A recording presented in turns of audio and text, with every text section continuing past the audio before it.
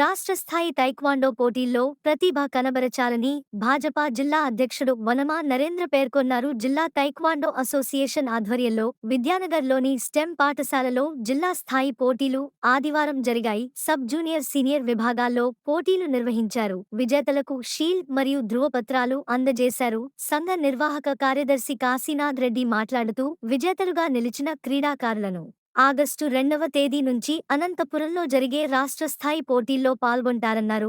ఈ కార్యక్రమంలో కోచ్లు రమణవలి, సాయి విజయ్ తదితరులు పాల్గొన్నారు.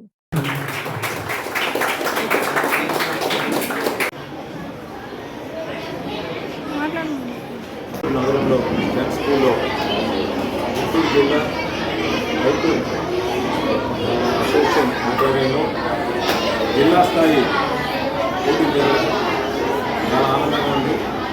ఈ యొక్క జంగిల్ ప్రపంచం, పరిగెత్తుతున్న ప్రపంచం నుంచి కొంతమంది పిల్లలైన ఈ యొక్క రైతుల నుండి రకరకాల విన్యాసాలు చేసుకుంటూ వారి యొక్క మేధా బలం, బుద్ధి బలంతో పాటు శారీరక బలాన్ని కూడా పెంచుకొని ఈ యొక్క మిగతా యువతకి స్ఫూర్తిగా నిలవడం, దానికి అబ్జర్వర్గా వచ్చిన శ్రీనివాస్ గారు నెల్లూరు చూశారు. అలానే గుంటూరు జిల్లా రుక్రి కాశీ గారు, ఎంఆర్ఓ కేదార్నాథ్ గారితో కలిసి కార్యక్రమంలో పాల్గొనడం చాలా ఆనందంగా ఉంది. ఇవాళ కార్యక్రమాలు తిరిగిస్తుంటే మా చిన్ననాటి రోజులు గుర్తొస్తున్నాయి. ఆ రోజుల్లో మరి బడి అయిపోయిన తర్వాత ఏదో ఒక ఆట ఆడుతూ ఉండేవాళ్ళం. ఒక 2 గంటలు 3 గంటలు, ఆ తర్వాత చదువుకునేవాళ్ళం. కానీ ఇవాళ ఉన్న విద్యా వ్యవస్థ చాలా ఘోరంగా ఉంది. పిల్లలకి మానసిక శ్రమతో పాటు శారీరక శ్రమ లేకుండా ఈ యొక్క విద్యా వ్యవస్థ ఉన్నది.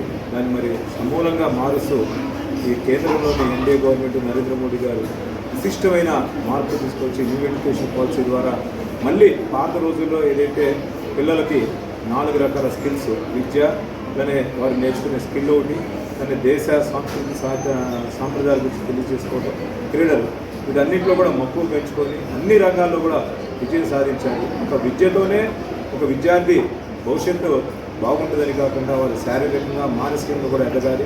వారు నేర్చుకున్న విద్యతో పాటు అనేక రకాల విద్యను కూడా నేర్చుకోవాలనే ఒక సంకల్పంతో ఈ యొక్క కార్యక్రమానికి చేయడం జరిగింది. రానున్న రోజుల్లో అనేక రకాల కొత్త విద్యలు, కొత్త కోర్సులు కూడా రాబోతున్నాయి. వీటన్నింటినీ కూడా ఈ పిల్లలు నేర్చుకోవాలని కోరుకుంటున్నాను.